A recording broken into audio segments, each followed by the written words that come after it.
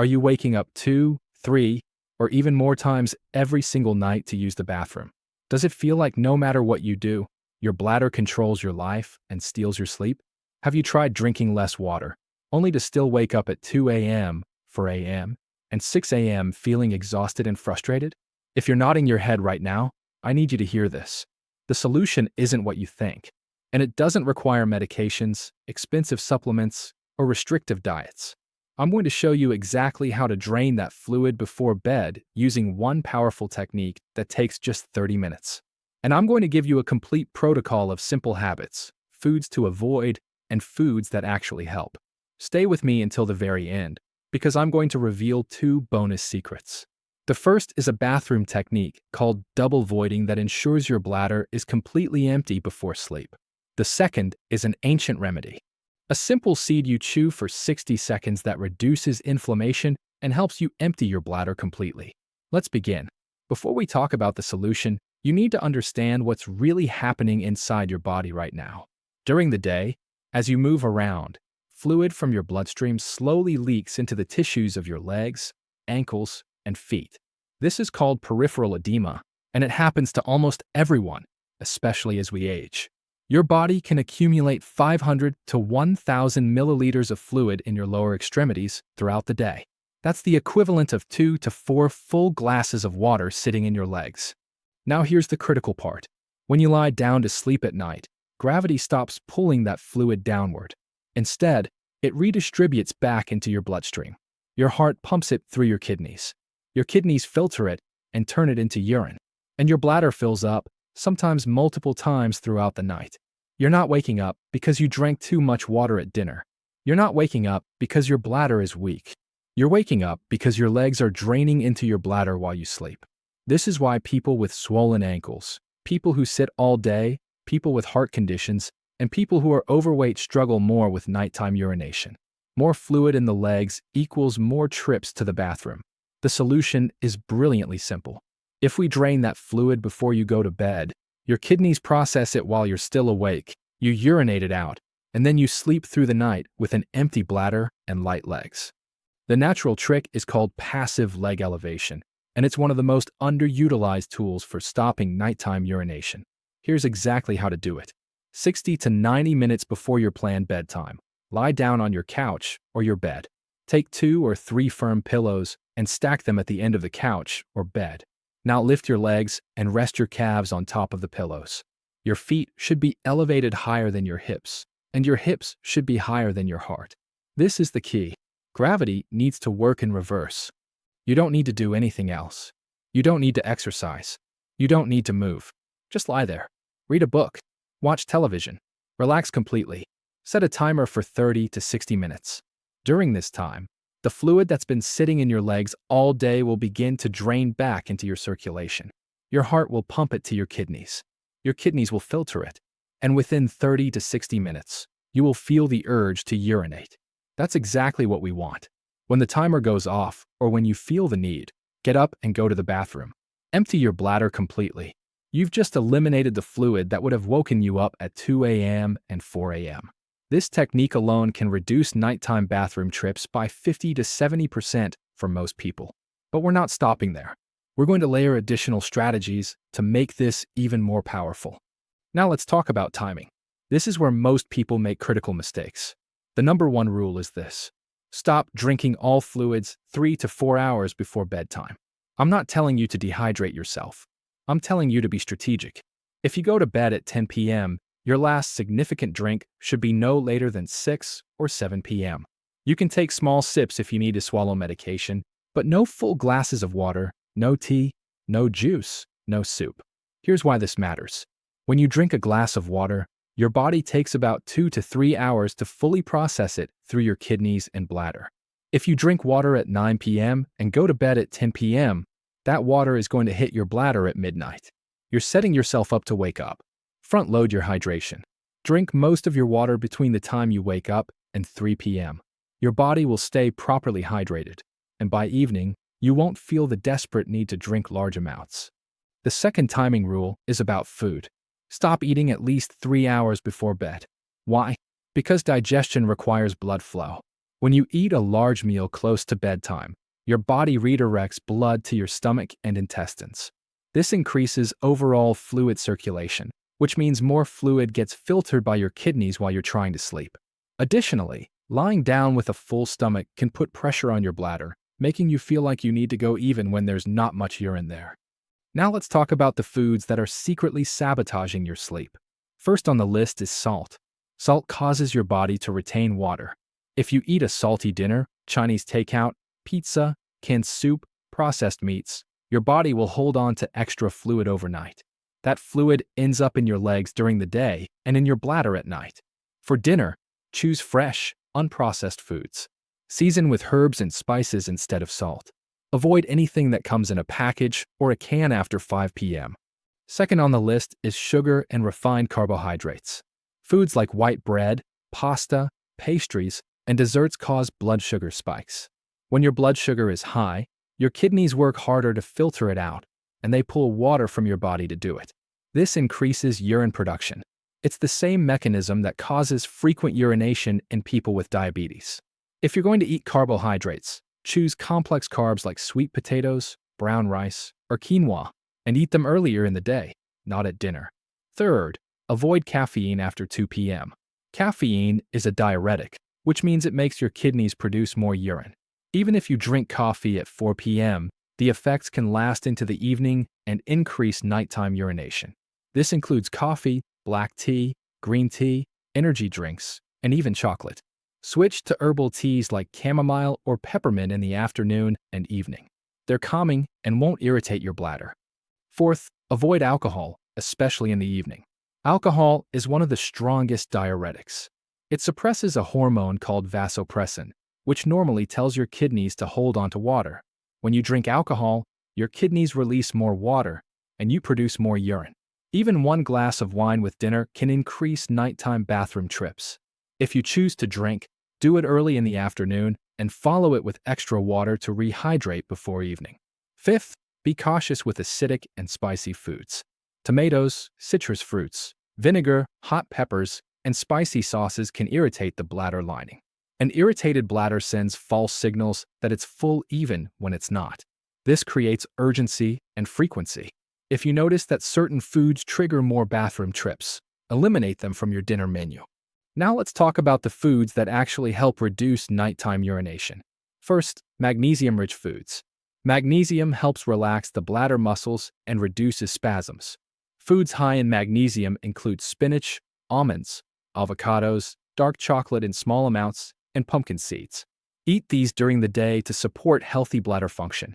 Second, foods rich in potassium. Potassium helps balance fluid levels in your body and reduces water retention. Bananas, sweet potatoes, beans, and leafy greens are excellent sources.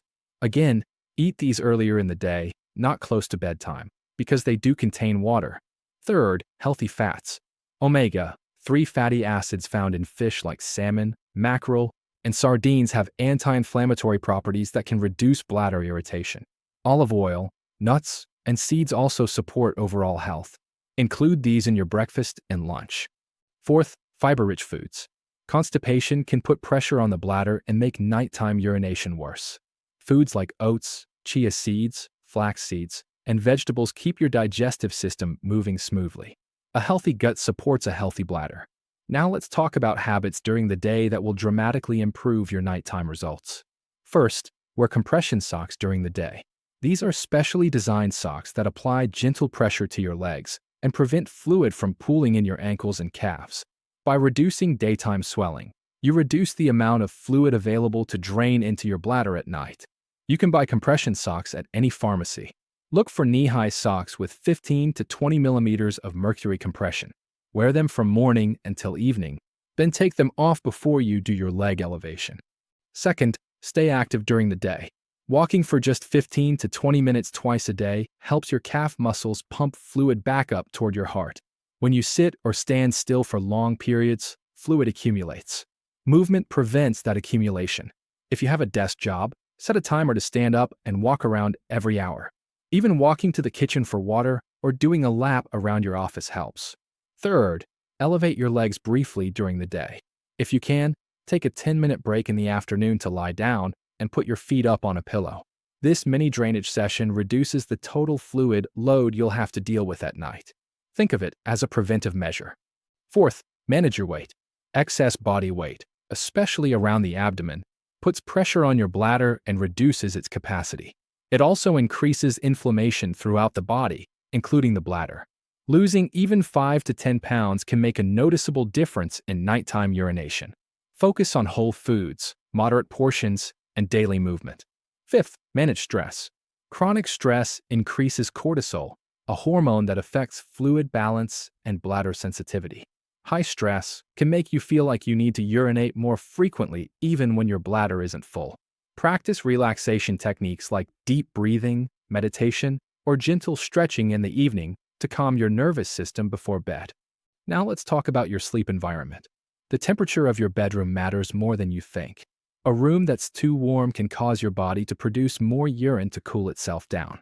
Keep your bedroom between 60 and 67 degrees Fahrenheit. Use a fan or adjust your thermostat. A cooler room promotes deeper sleep and reduces the urge to urinate. Also, consider the height of your bed. If your mattress is very low to the ground, getting up to use the bathroom feels like a huge effort, which can make you hesitate and then wake up fully. If your bed is at a comfortable height, you can get up quickly, use the bathroom, and get back to sleep without fully waking your brain. Small adjustments like this can improve your overall sleep quality. Finally, invest in a good pillow.